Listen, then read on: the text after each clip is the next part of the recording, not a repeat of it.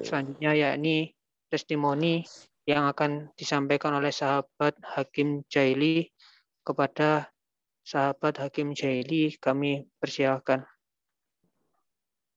Assalamualaikum warahmatullahi wabarakatuh. Bismillahirrahmanirrahim.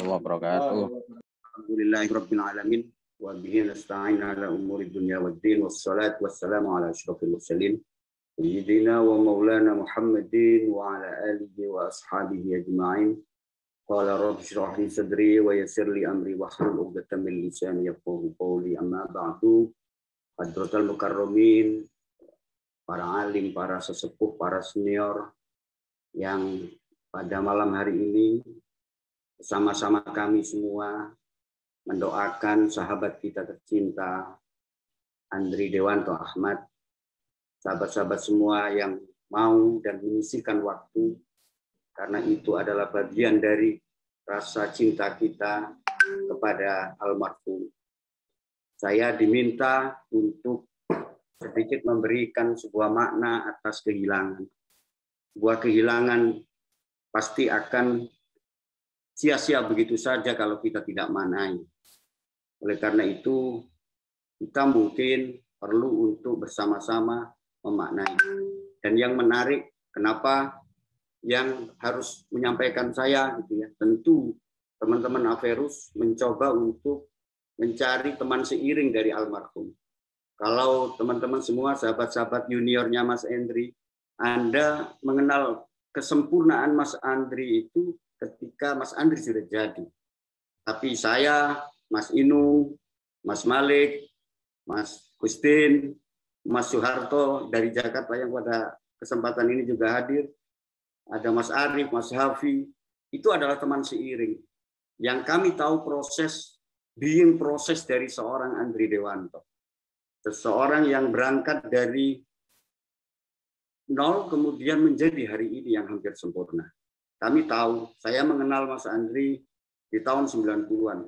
Ketika dia ketua komisariat tahun 93, saya diminta jadi sekretaris dia di komisariat Universitas Brawijaya atau Kobra. Kemudian saya bersama dia bareng sama-sama dari Pondok Gading. Walaupun Andri Dewanto adalah orang yang punya sikap sejak awal, sehingga dia bisa memilih untuk kemudian memilih fokus dia untuk sepenuhnya dirinya untuk TNI. Sahabat-sahabat sekalian, ketika sahabat Andri Dewanto masuk rumah sakit, saya kok tiba-tiba dia datang dalam tidur saya. Dalam tidur itu dia datang, dia hari pertama di rumah sakit dan dia dalam kondisi sedang pakai toga Universitas Brawijaya. Dan penuh dengan kemudian dia memandang dengan saya seakan-akan dia masih kita ini, dan dia dengan matanya yang berbinar. Sahabat Andri itu kalau matanya sudah berbinar begitu, maka sejuta bidadari pun akan luluh di hadapan. Karena memang begitu indahnya Mas Andri Dewanto, kelebihan yang diberikan kepada Tuhan, oleh Tuhan kepada dia. Sahabat-sahabat sekalian, begitu saya melihat, saya bilang sama Mas Robikin, Mas, di tengah sakitnya Andri itu sebenarnya sedang bahagia. Mungkin dunia ini bagi dia hari ini sakit bagi dia karena sakit ketika dia menghadapi proses itu. Tetapi secara ruhani sepertinya Mas Robikin dia itu lagi bahagia. Saya melihatnya itu di alam. Oleh karena itu saya selalu optimis apapun yang akan nanti diberikan takdirnya kepada Allah. Yang penting dia sedang bahagia. Itu yang kata-kata pertama yang ingin saya sampaikan. Bahkan ketika teman-teman bareng kita semua beristighosah, doa kami adalah berikan yang terbaik ya Allah, bukankah Engkau telah menganugerahkan kebahagiaan kepada sahabat. Sahabat-sahabat sekalian, being proses dari seorang Andri Dewanto itu apa? Ini menjadi penting untuk kita maknai. Setiap orang tentu memiliki cara berbeda untuk bisa menjadi dirinya hari ini. Dia memiliki ada sejuta jalan untuk menjadi orang seperti hari ini. Semua orang berbeda-beda. Ada yang mirip tetapi banyak yang berbeda. Saya dan sahabat Andri kebetulan sedikit berbeda. Saya lebih memilih Pondok Gading daripada PMI misalnya ketika dalam sama-sama format. Tapi sahabat Andri lebih memilih PMI daripada harus ikut dalam aturan birokrasi Pondok Pesantren di Gading. Jadi ketika ditanya oleh keamanan, Mas waktu itu panggilannya Endri, Mas Endri, ada dua pilihan bagi Anda. Sampean ngadep teng dalem dan konsekuensinya digundul, atau sampean megat. Ini kok keamanan bilang begitu. Endri dengan tegasnya mengatakan pulau medal. Dengan tegasnya dia katakan, saya memilih keluar dari pesantren ini. Karena apa? Karena saya memiliki sebuah garapan yang lebih yang sedang ditunggu, dan itu adalah PMI. Sahabat-sahabat sekalian, dia bersama saya juga berproses di unit pers kampus di Brawijaya. Kita sama-sama pendiri Perhimpunan Pers Mahasiswa Indonesia atau PPNI. Sahabat-sahabat sekalian, dimanapun Andri berada, maka dia akan selalu jadi bintang di kelasnya. Dia ada di PPMI, dia justru lebih banyak dikenal daripada teman-teman, walaupun aktifnya tidak sebegitu aktif. Karena bagi dia, PMI adalah yang utama. Yang lain adalah pelengkap juga, termasuk di pers kampus. Tetapi sahabat-sahabat sekalian bisa tanya kepada teman-teman aktivis pers kampus. Ada Rohman Budianto misalnya yang pernah di Pemret Jawa Pos, kemudian juga ada teman namanya Wiknyo, ada Dedi dan semua. Semuanya mengatakan Andri adalah orang yang punya pengaruh pada saat itu. Artinya apa? Being proses seorang Andri Dewanto adalah pertama, saya menulis yang saya kirim ke teman di alif.id. Saya katakan sahabat Andri adalah sahabat yang bijak sejak belia. Dia sudah bijak sejak belia. Jadi ketika kami sudah di komisariat, saya Al-Fakir adalah orang yang banyak belajar dia tentang bagaimana mengelola emosi. Kalau bahasanya Mas Hafi, bagaimana mengelola ego. Saya sering berdebat dengan dia, bahkan dalam tanda petik bertengkar tentang dia, tentang bagaimana kita menyikapi sebuah keputusan dalam berorganisasi. Saya berangkat dari sebuah pendapat yang sangat emosional. Sahabat Andri menyebutnya dari mendekatinya dari sisi yang rasional. Kami sering berdebat. Tapi sahabat-sahabat sekalian, kami bertengkar atau kami berdebat, kami berbeda.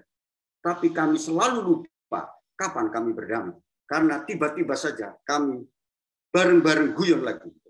Sahabat-sahabat, ini sebuah dinamika yang luar biasa yang membuat kami semakin dekat.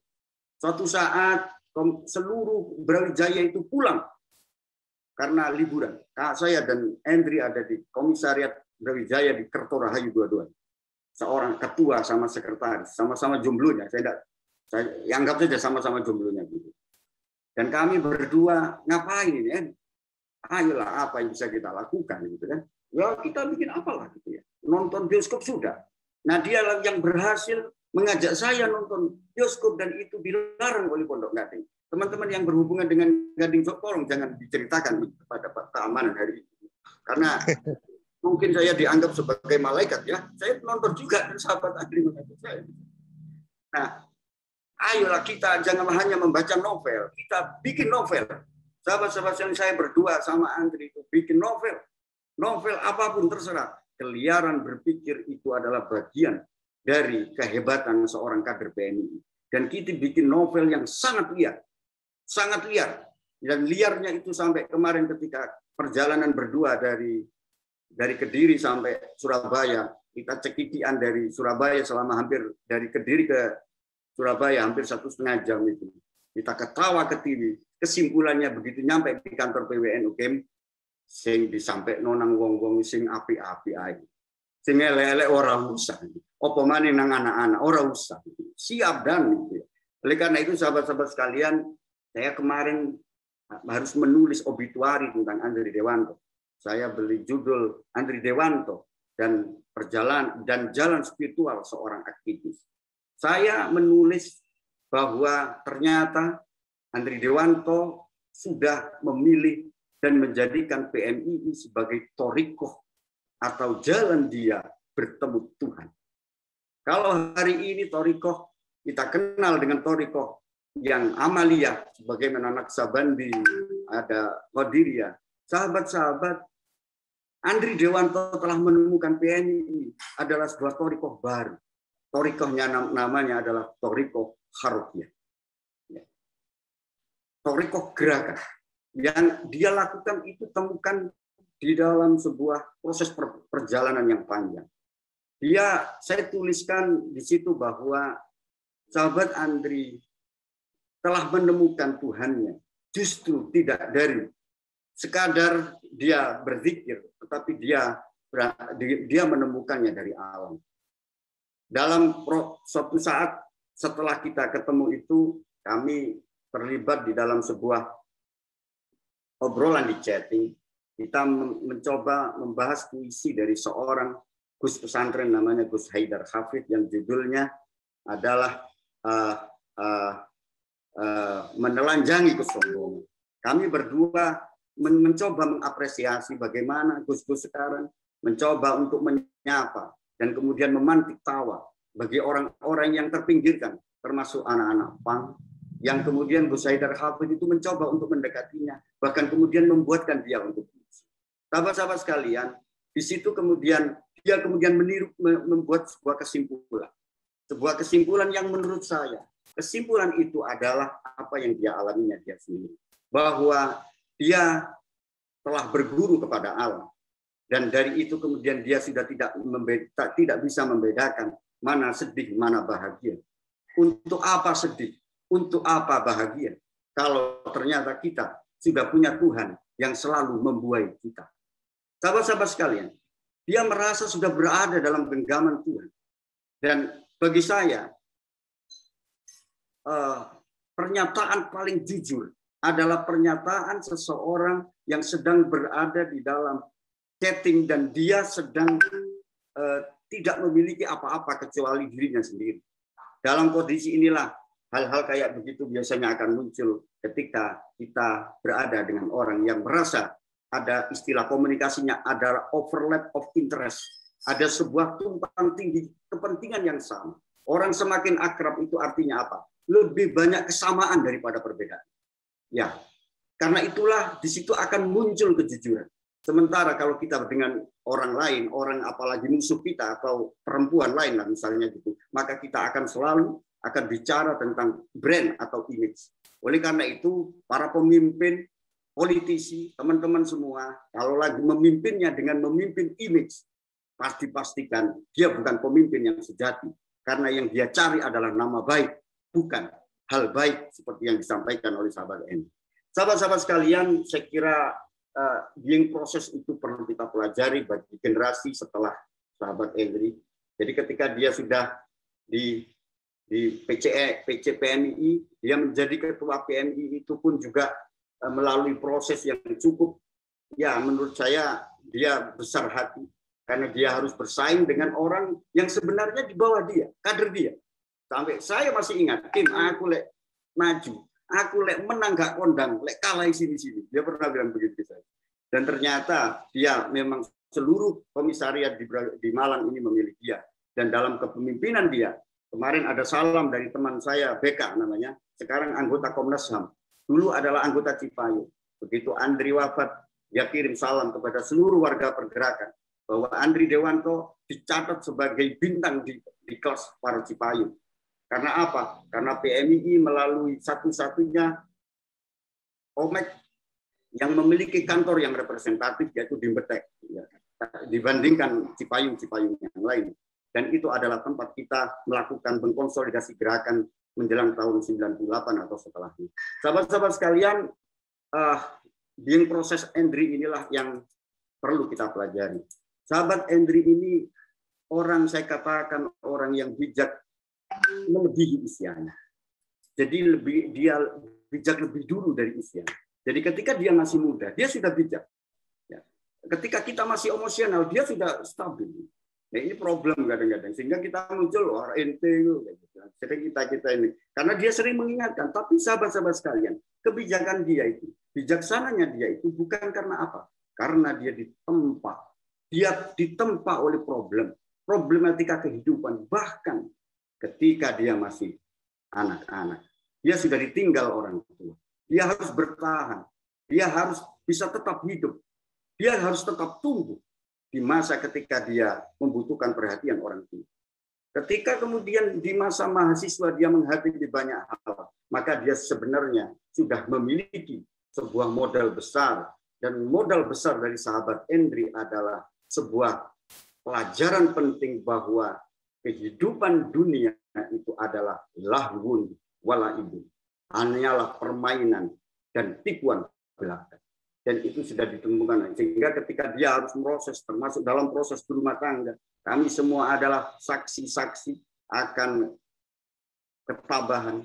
Saya minta kepada sahabat Hikmah Bafake, saya kira Anda orang yang tabah untuk menghadapi ini semua. Karena kalian berdua telah bisa melewati masa-masa sulit ini, sehingga menjadi masalah yang solid sekarang hari ini. Saya kira ini adalah masa-masa yang menurut saya tidak sama kali tidak mengkhawatirkan sahabat Hikmah Bafake, karena insya Allah dia akan kuat karena sudah bersama sahabat Andri sudah menjalani semua. Kemudian yang kedua sahabat sekalian, proses dari dia adalah dia membaca. Sahabat Andri itu membaca, dia berdiskusi. Ketika kami belum tahu tentang Bung Karno, di komisariat itu kita kan tahunya kan cuma kiai, pakai Imam Syafi'i, Imam Hanafi, Imam Hambali gitu aja. Imam Samudra belum ada waktu itu. Nah, dia sudah bicara tentang Soekarno. Dia mengajak teman-temannya yang GMNI, yang HMI datang ke komisariat itu diskusi tentang Soekarno. Saya masih belum tahu tentang arti Soekarno. Dan dari situ kemudian dia mencoba untuk kemudian kita diajak untuk berpikir bahwa janganlah jadi orang yang seperti katak dalam tempurung. Kita hanya membesarkan arti kita saja. Mari kita belajar. Dan sahabat-sahabat sekalian, sahabat Andri dan juga kita-kita semua, akhirnya bisa menemukan sosok yang bisa memantik kita, mengangkat kita menjadi hari ini. Sosok itu adalah Kiai Haji Abdurrahman Wahid atau Gus Dur. Gus Dur adalah mursyid gerakan kita semua. Gus Dur adalah orang yang menunjukkan di mana kita harus bergerak dan apa yang harus kita lakukan. Oleh karena di era Andri kita bisa menghadirkan Gus Dur di lapangan Gajayana sana. Dan itu dilakukan hanya untuk sebuah proses meyakinkan. Dan kita sangat teryakinkan oleh Gus Dur. Sahabat Andri sangat teridola dengan Gus Dur. Kemudian yang menarik dibandingkan para pecinta Gus Dur yang lain. Sahabat Andri niru aspek wiritannya Gus Dur. Spiritualitasnya Gus Dur ditiru. Ke makam-makamnya ditiru. Saya terakhir ketika perjalanan 1,5 jam itu, dia bilang, "Gem, bener kok nih. Kowe nang ziarah-ziarah itu benar." Ya, saya tidak tahu maksudnya apa. Ya mungkin saya sudah mulai sering ziarah mungkin. Tapi artinya apa? Dia tidak hanya mencoba melalap cara berpikir, cara kritis dari para Gus Dur, tapi dia aspek spiritual.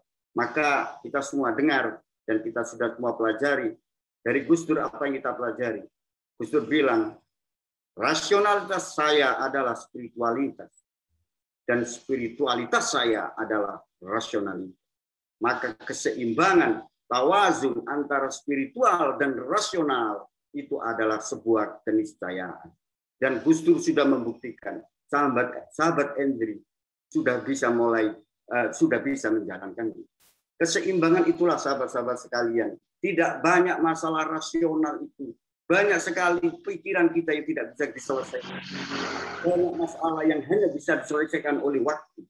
Dan ada banyak masalah yang justru kita tidak tahu apakah masalah ini bisa terselesaikan atau tidak. Yang harus ada adalah kita harus bisa menetapkan hati kita. Dan setelah itu, serahkan semuanya kepada Tuhan. Wa idza azamta fatawakkal 'ala Allah. Saya kira itu yang sering rumus besarnya itu kayak begitu. Saya lihat hari ini beberapa video-video sahabat Andri yang viral. Ternyata rumusnya sama. Yaitu keseimbangan antara spiritualitas dan rasionalitas. Misalnya rasionalitas kita, kadang-kadang dia liar juga rasionalitasnya itu. Jadi misalnya COVID ini adalah sebuah penyakit yang sangat cerdas. Karena dia memilih orang siapa yang akan nanti dipilih. By name, by address, by nomor HP. Kan begitu dia bilang. Artinya apa? Itu kan sebenarnya wujud dari sebuah hukum Allah, sunnatullah. Idza jaa ajaluhum la yastakhiruna sa'atan wa la yastaqdimun. Kalau Allah sudah memilih bahwa dia mati, maka siapa yang bisa akan menundanya? Tapi kalau Allah memilih dia belum mati, siapa yang bisa membunuhnya? Maka ini adalah sebuah prinsip-prinsip keimanan yang sebenarnya sumbernya kembali kepada Al-Quran, kepada keabadian, kepada Tuhan yang Maha Kuasa. Sahabat-sahabat sekalian, keseimbangan, rasionalitas, kemudian spiritualitas. Dan inti dari spiritualitas itu adalah ketergantungan kita kepada Allah. Ketergantungan kita kepada Tuhan. Siapa lagi yang bisa kita tempat bergantung? Sekarang, saya direktur TV, sahabat. Hari ini semua bisnis lesu, sahabat. Dan bisnis TV itu adalah iklan. Iklannya sama usaha. Usahanya lesu. Terus dari mana saya dapat uang? Saya katakan kepada para karyawan, kita dapat uang dari Tuhan. Dan itu kalau Allah sudah memberikan wa yarzuqhu min haitsu la yahtasib, maka rezeki itu adalah tidak disangka-sangka. Saya mungkin ini adalah klise, tapi rasakan dan lakukan. Kalau ini kita lakukan, maka sebenarnya kita tidak akan heran melihat Andri pulang dengan bahagia. Seperti yang sering disampaikan oleh Gus Dur, ya, yang dikatakan bahwa waladatka ummuka yabna adam baqiya wan nasu haulahum, dan manusia di sekitarnya menangis bahagia. Wajhad li nafsika, maka selama hidup bersungguh-sungguhlah kamu, ya. Maka ketika engkau mati, manusia di sekitarmu menangis, sementara engkau tersenyum menghadap Tuhanmu. Sahabat-sahabat sekalian, rumus sudah ada. Orang yang menjalankan secara sukses sudah ada. Maka kita tinggal, bukankah kematian itu adalah nasihat dan mau'izah terbaik bagi kita? Bukan soal kapan kita mati, tetapi apa yang harus kita perbaiki dari apa yang sudah kita lakukan. Saya kira itu, sahabat-sahabat, saya bersaksi bahwa kalau Andri orang baik, pasti.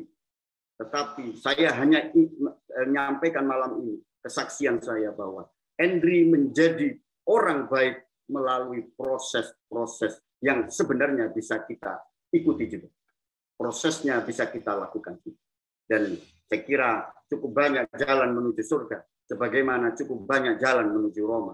Jangan-jangan surga ada di Roma. Kan gitu kira-kira. Ya. Nah, sahabat-sahabat sekalian, mungkin itu saya sebenarnya ingin mewakili sahabat ini. Saya adalah juru bicara sahabat Ahmad Zainul Hamdi. Juru bicara. Karena kami mewakili sahabat-sahabat seangkatannya Andri Dewanto. Saya mewakili sahabat yang tidak hanya memuji dia. Kami seringkali membuli dia. Bahkan kami sering mengejek dia. Dan dia juga mengejek kita. Saya pernah dibully sama dia karena diskusi. Dia, mas sahabat Andri, lagi membela sahabat Teguh, sahabat karib saya dari Wajak misalnya. Karena dia fakultas administrasi berarti sosial, saya pertanian berarti ekstra. Dalam suatu saya dengan Andri itu, saya dengan Teguh itu, si Teguh kalah lah, karena lebih banyak omong saya daripada Teguh. Ya, Teguh benar, tapi kan kalah banyak omong. Apa yang dilakukan sahabat Andri? Sahabat Andri itu membela Teguh, dan saya bertekuk lutut mati-matian, tidak bisa bergerak dengan seluruh argumentasi yang dia lakukan. Sampai bertekuk, dan saya ampun-ampun terhadap itu. Mana yang lebih baik antara ilmu eksakta sama ilmu sosial? Gitu. Waktu itulah kira-kira dicapai. Sahabat-sahabat sekalian, itulah yang terjadi. Maka bagi saya, sahabat Andri itu manusia biasa. Manusia biasa. Manusia yang dilahirkan oleh Tuhan dengan segala kelebihannya dan segala kelemahannya. Cuman dia mampu menutupi kelemahannya dengan kebaikan dan mengikuti kelemahan-kelemahannya dengan kebaikan-kebaikan berikutnya. Wa adbi'il sayyi'atal hasanah, kata Al-Quran. Dan ikutilah dosa-dosamu, kelemahan-kelemahanmu dengan kebaikan-kebaikanmu. Dan itu adalah perintah. Maka kalau kita mau coba merumuskan, ini adalah kita kembali. Kita kembali kepada kesejatian, itu adalah kita kembali kepada ajaran-ajaran dan nilai-nilai luhur. Dan saya kira sahabat Andri telah menemukan. Dan kami semua, teman-teman seangkatan Andri, merasakan bahwa PMI bisa jadi toriko. Tapi syaratnya, janganlah PMI hanya dijadikan syariah. Kalau hanya sebagai aturannya saja, apa formalitasnya, maka pergerakan Anda adalah pergerakan kartu tanda anggota PMI. Keanggotaan PMI kita harus masuk kepada Thoriqoh. Apa artinya Thoriqoh? Harus kita jalankan melalui aksi-aksi nyata. Tetapi ketika di dalam melakukan aksi-aksi nyata, ingatlah bahwa sesungguhnya buah dari Thoriqoh itu adalah mutiara. Fathoriqotu kal bahri wal hakikotu dzurrul ghala. Kalau Thoriqoh itu adalah samudra, kita harus mendayung di tengah samudra, maka orang yang di tengah samudra tidak akan mendapatkan apa-apa kalau dia tidak pernah menyelam ke dasar samudra untuk mendapatkan apa yang disebut dengan mutiara.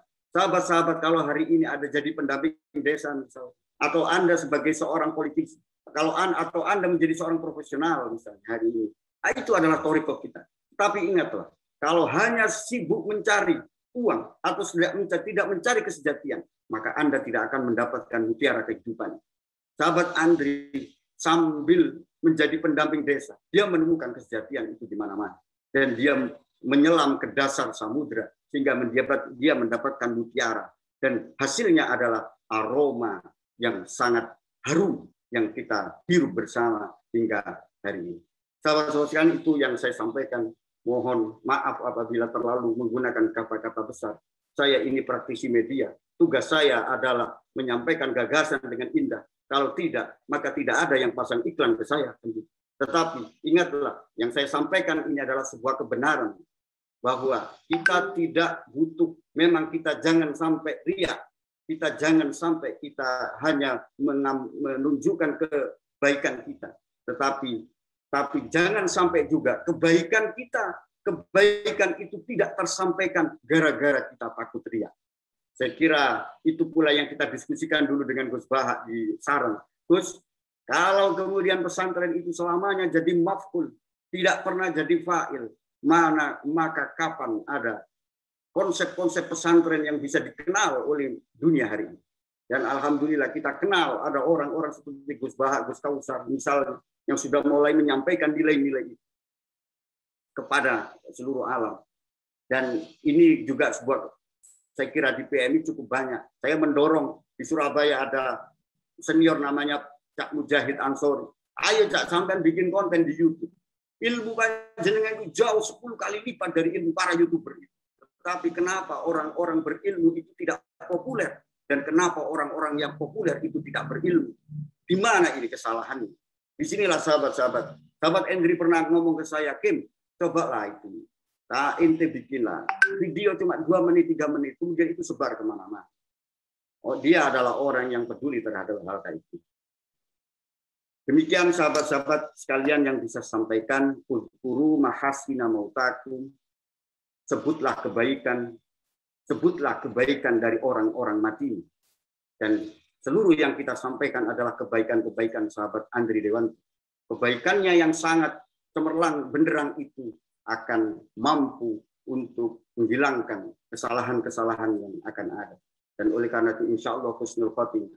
Dan semoga kita semua diberi kesehatan, terutama para senior-senior kita yang masih ada. Ada Mas Ca'ud, Profesor Mas Said, ada Cak Fauzan, ada Mas Robikin, ada Gusti, ada teman-teman yang lain. Kita masih membutuhkan bimbingan dan kita masih membutuhkan kedekatan. Saya kira PMI Malang memiliki kekhasan dalam hal kedekatan itu, dan semoga ini menjadi majelis yang marhumah, majelis yang disayangi Tuhan, sehingga kita semua menjadi orang baik yang nanti sama-sama ada di surga Allah yang sudah dijanjikan. Wa azwajuhum fi zilalin alal ara'ik muttaqiun lahum fiha fakihatu wa lahum ma yad'un salamun qaulan mir rabbil rahim. Saya kira itu sahabat yang sampaikan kepada sahabat Hikmah Bafaki. Saya berharap bersabar, kuat dan ikhlas untuk melepas, karena siapa yang bisa melawan garis yang telah digariskan oleh Allah Subhanahu wa taala. Saya kira ini semua adalah bagian dari kasih sayang Allah. Demikian, wallahu muwaffiq ila aqwamit thoriq. Wassalamualaikum warahmatullahi wabarakatuh. Waalaikumsalam warahmatullahi wabarakatuh. Terima kasih kami sampaikan kepada sahabat Hakim Jaili sebuah cerita yang sangat menginspirasi bagi kita semua, terutama bagi saya pribadi sebagai kader yang masih berproses di PMII. Semoga perjuangan beliau di PMII, NU, dan juga negara terus ada hingga akhir zaman nanti. Cukup sekian acara pada malam hari ini. Saya sebagai pembawa acara pada malam hari ini dari awal hingga akhir. Apabila ada kurang dan salahnya, saya mohon maaf. Wallahul muwaffiq ila aqwamit thoriq. Wassalamualaikum warahmatullahi wabarakatuh.